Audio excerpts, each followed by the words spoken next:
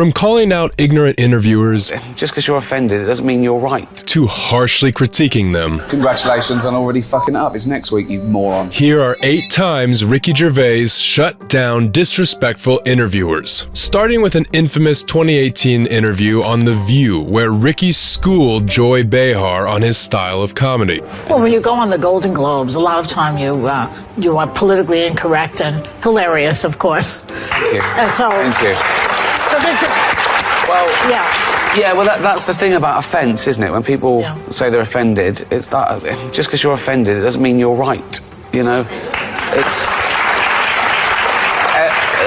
offence is about feelings, and feelings are personal. Some people are offended by equality. So what? You know, so you can't second guess people. If you try and please everyone, you'll please no one. With comedy as well, I think you've got to deal with taboos and contentious issues, and sometimes you deal in irony, and some people don't get that. But you know, you can't legislate against stupidity, otherwise you'll be doing nothing. While this interview was tame enough, things would get wilder the next time Ricky made an appearance. Are you a germaphobe? Are you not a hugger? No hugging, no touching, you're germaphobe? No, they said keep it quick, just go and sit down. Oh, okay, so we can touch you? Yeah, of course, yeah. Okay, I'm like, wow, you just thought you were huggy. Because you gave hugs the last time you were here. I feel like a strippogram. Who's got $1? You know, we haven't seen you really around since the Golden Globes, where you were a low profile. Yeah, well, they attacked you, but they said that you were mean and rude, and you were surprised at that. You were surprised. Let me just read one of the things they I thought am mean was... and rude. I'm surprised they attacked me for it, though. Yeah, exactly. Let me read one thing they thought was mean, and we'll decide whether it was mean or not, okay? Referring to Sex and the City 2, you said, I was sure the Golden Globe would go to the team that airbrushed that poster. Yeah. A little sexist. No, it's not. Why is it sexist? Well, because you're saying that the girls are older and they need to be airbrushed. No, I think they look great at their age. Oh. Why hide it? Oh. I don't think that you lose your sensuality or your beauty because you hit 53. I'm saying, why are they hiding it? And it seems the host didn't get the memo of never challenging Ricky with dumb questions. Chase, I want to ask you about the HBO special, Talking Funny. We just saw a clip from it, right? So we got Jerry Seinfeld, Chris Rock, Louis C.K. No women comedians on that panel? Who would you replace? I don't know. Replace or add? No, because it was 4 people. There's just 4 people. Yeah, so who would you take off? I wouldn't. I would just add. There you go. Even the fans were quick to call out the hypocrisy of the hosts. He's sexist right after they grope him. A panel of 5 women questioned why he chatted in a group of 4 men and no women. Such hypocrisy. While these hosts were too serious, this next host tried to match Ricky's humor. In a 2011 episode of Conan, the late night host tried to match Ricky's humor, but he got one-upped almost immediately. Nice to have you here. Oh, it's great to be here. Yeah. Nice new studio. This is new. This is Yeah. a new experience, yes. Yeah, it's great to... Giant moon, big fake moon behind you. Actually, the studio was easier to find than the channel on the TV. You know, you go through that, you keep going, you go to costume jewellery, eyebrow plucking channel, and you know... And then eventually you find... Osama bin Laden's got a chat show just before yours. It's very good. So I'd like to do one, with showrunners, With talk show hosts. Yeah.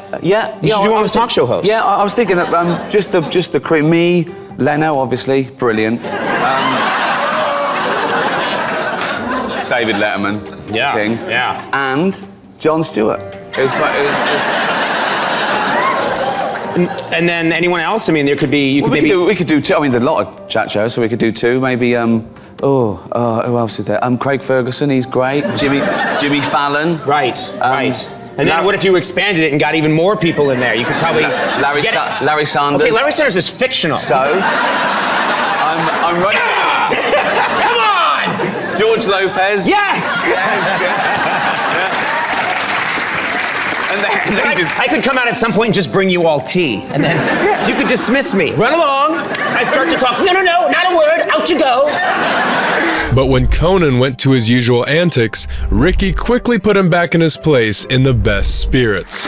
What's the matter, Ricky? You don't like my English accent, do you? Jesus Christ! Are you going to pick me pocket? Are you going to pick me pocket, Ricky? Could I have more porridge, please, Ricky? This is, you know, Could I please have some more porridge, Ricky? Could I just say one thing?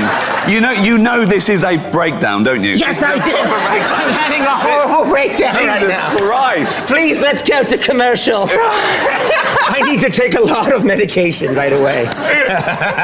You've had a year off. Yes. And this is how you... Yes. Wow. Yes. I had a lot. I went through a lot.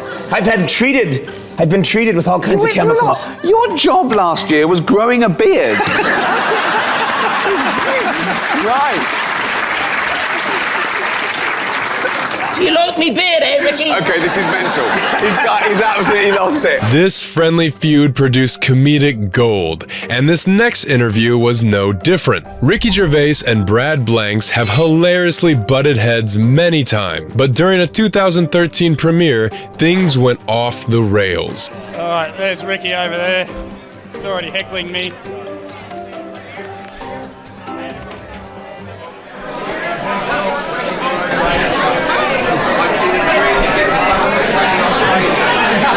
Thank you. You've kind of been like my father figure in the media business. How can I give birth to that? Proud of you, mate. It's wonderful to see you again. Very much. Junior, you are. It's horrible. It feels worse than it looks. Imagine that. Just think of that. So look at that, right? And then imagine it feels and smells worse than it looks. And I'm married. And imagine what it tastes like. Christ. Yeah, thanks for that. I'll show my missus that one, Ricky. Ricky and Brad's toxic relationship dates all the way back to a 2008 HBO interview. We've got a cartoon in England for a cereal called Sugar Puffs, and there's a thing called the Honey Monster, which sort of reminds me of you, but I don't know if that travels internationally. Yeah, well, you're going to love this. As you know, I married an English woman, and when she first met me, the first week of our courting period, she'd ring her sisters up, and they sent the photos off, and the sisters came back. You know what he is? What? He's the Honey Monster. Really? So that's great, Ricky. I don't know how you nailed that one down. A huge, giant alien baby with a thyroid problem. I can keep them coming. Well, is it the head? Is it the fleshy part? No, it's just your big happy, your big happy monster. All right. I know you. This is all affectionate. This isn't an insult. Ricky and Brad go to great lengths to make everyone think they can't stand each other. Sit around and we'll watch this. Let's just swear then. Ricky. You dope. Insult each other. You you big fat of a lummox. You little You big Australian sweaty of a useless. I loved you when you were fat. That's the best insult. I loved you when you were fat. That's brilliant. I still love you when you're fat. But the audience knows the truth behind their dynamic. You can tell Ricky enjoys Brad's interviews. Ricky always has a time for Brad, and it's fantastic. Brad Blank should be the official interviewer of Ricky Gervais. That is all. But while these interviews were in good fun, this next one definitely wasn't. In a 2007 Sky News interview, Ricky Gervais and Russell Brand teamed up to put an unprofessional interviewer in check. People are having a good deal of fun, including these two gents, Russell Brand and Ricky Gervais. Try and behave yourself, gentlemen, if you can. Do that again and do the names. No, I'm not doing it again. That's fine. Like he's Russell Brand, I'm Ricky Gervais. I think people can work this out. I think people can work it out. The short one and the tall one, so don't worry about that. Now, as far as you're concerned, which is which? I don't know. I haven't worked that out yet. As far as you're concerned, that's his attack. That's his first attack on you, Ricky. Oh yeah. Okay. Are you here tonight just to enjoy the content? I'm not here tonight. To do the job. I'm not here tonight. He is. This is live. This is pre-recorded. Right. Okay. Well, this is all going horribly wrong. You asked us. I know. I'm regretting it now. I'm regretting it now. No, it's a pleasure to be here, and everyone here is an absolute professional. Except him, it's a shambles. Are you drunk? Not yet. And when Ricky tagged in Russell Brand, it got even worse for the interviewer. I'll ask you, climate change. Is it something you think seriously about? You're the principal one. Right. Imagine that. Someone would rather talk to you than someone else. It's quite a mark on your character that he's turned to me. Yeah, of course I care about climate change. Now, as individuals, we can do an awful lot. You, for example, you're going to have to change the way you're living your lifestyle. Don't look all cynical. How do you know how I live my lifestyle? No, look, it's important. It's like I go around killing turtles for a laugh. He does do that. So climate change and my lifestyle. Your lifestyle, particularly the way you turned up here on a jet bike, making women pregnant on his team just for a jolly. That was a vicious remark. You look like a modern day Jack the Ripper, you are. Right, thank you. I think I've actually had enough of all this now. I can't get any sense out of these two at all. Good. Well, listen, thank you for joining us here on Sky News. You've been an absolute pleasure to talk to. They'll say the truth. Turn the light off.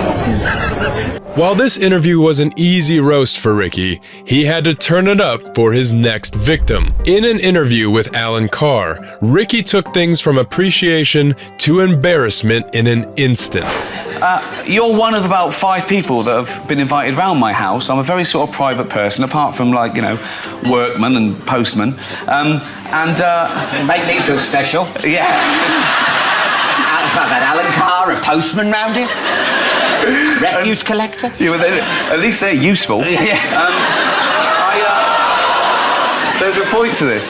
So he comes in, and there's loads of awards everywhere, and there's sort of sculptures and works of art and antiques, one of which is a huge ceramic chicken that I bought back from, I bought back from New York. He comes in, he goes, "Oh, I love your big cock."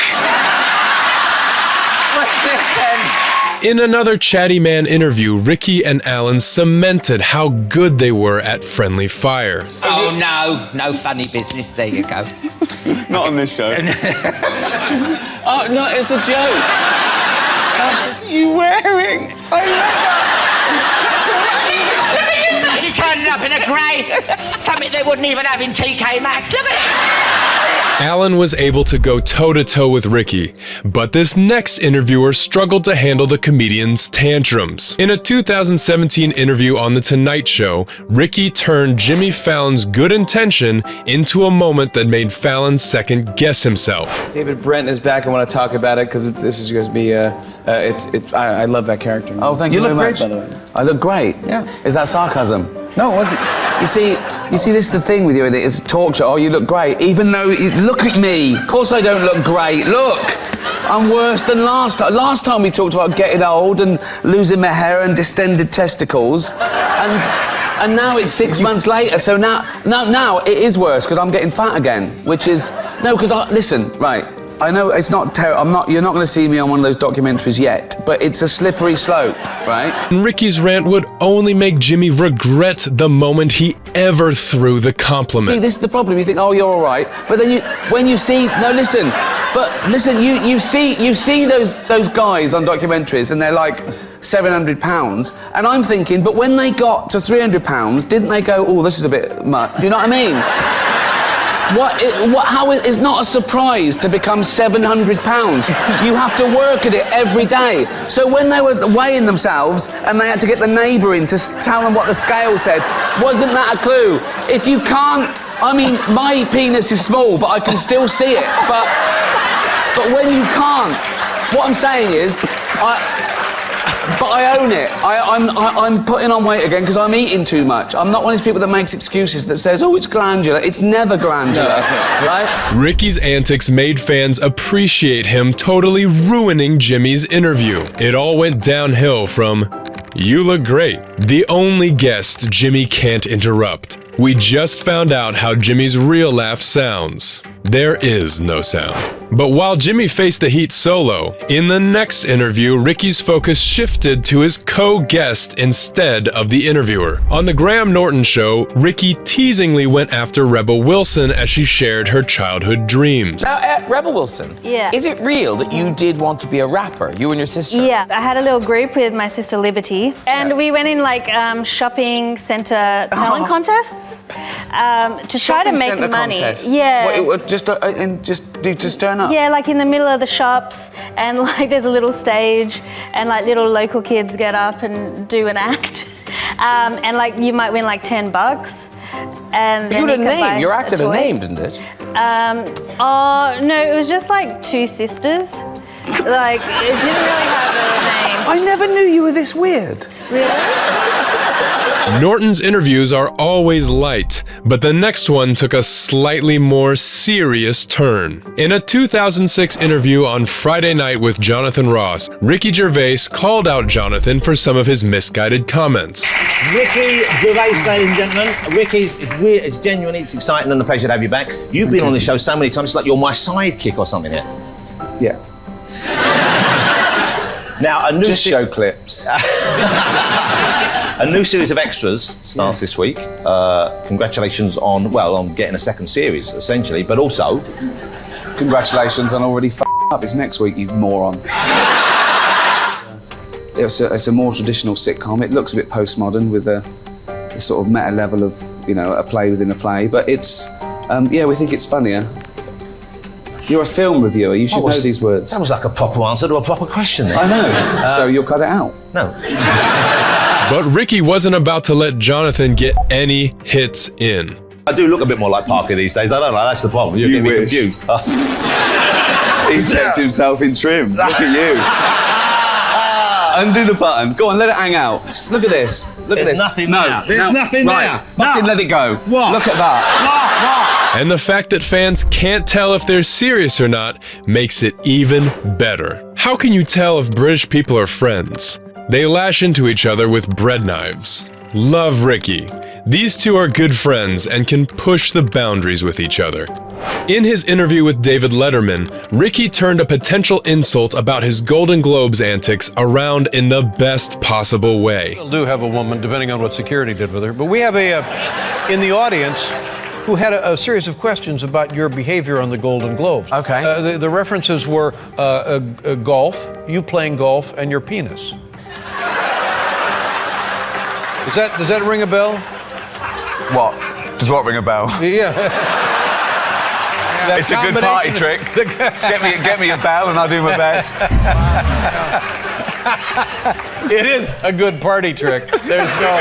Yeah. Oh, that's just Ricky. It's got the bell out. No hands. And this wasn't the only time Ricky flipped Letterman's comments back on him. Are you really 50 years old? 50, yeah. I mean, you look tremendous. You look like you're 35. If somebody had said to me, how old? I say 35. 35, honestly. You look exactly like you did the first time, except you're in better shape. Remember you used to come out, you're sort of pear-shaped when you come out? Now you look great. You didn't good. say that at the time, though, did you? No, I didn't know what to think. Well, no. You said, you look good now because I looked awful before. That's all you're saying. I needed you to say it before. You're pear-shaped. I'd have worked out faster. And now... But how do you feel at 50? Good, right? Well, yeah. I'm grumpier. I think I'm grumpier. Grumpier? Yeah. I understand you a lot more now. Do you know what I mean? This soon became a common theme for the two, but Letterman just wouldn't learn his lesson. How much time you spend in London? I know you got a house here. How much time you spend here? How much time you spend in London? Well, between the two, probably a bit more in London, but more in London, I like to come here as often as I can. Aren't the taxes bloody awful in London? In England, isn't it just crazy? Well, unlike you, I like paying tax because it's giving something back.